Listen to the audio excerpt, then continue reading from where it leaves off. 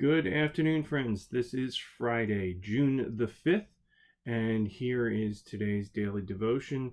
The scripture reading comes from James chapter 1, verse 21.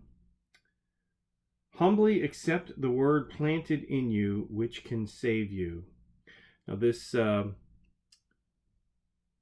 devotion comes from Our Daily Bread, and it's written by Monica LaRose. She writes, 15th century monk Thomas à Kempis, in the beloved classic The Imitation of Christ, offers a perspective on temptation that might be a bit surprising.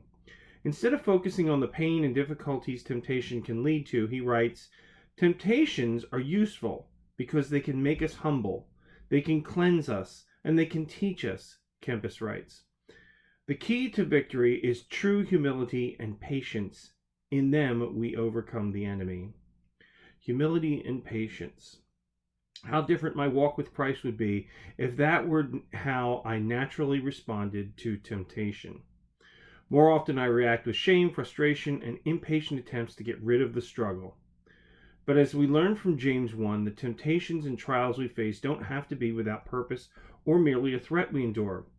Although giving in to temptation can bring heartbreak and devastation, when we turn to God with humble hearts, seeking His wisdom and grace, we find He gives generously to all without finding fault.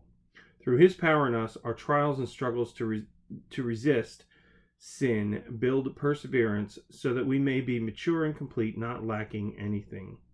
As we trust in Jesus, there's no reason to live in fear. As God's dearly loved children, we can find peace as we rest in His loving arms, even as we face temptation. I love this passage that the author writes here. Humility and patience, how different my walk with Christ would be if that were how I naturally responded to temptations. I wonder how many of us can do that when faced with a temptation, rather than beg off of it or just will it to go away. Can we just face it with humility and with patience? That sounds hard. That sounds difficult. I don't know. I don't know if I can do that. I can try.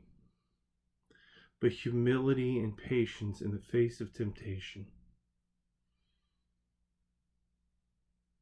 I think that's maybe where we're called, rather than just struggle through it. But be humble. Accept it. It's there. Be patient.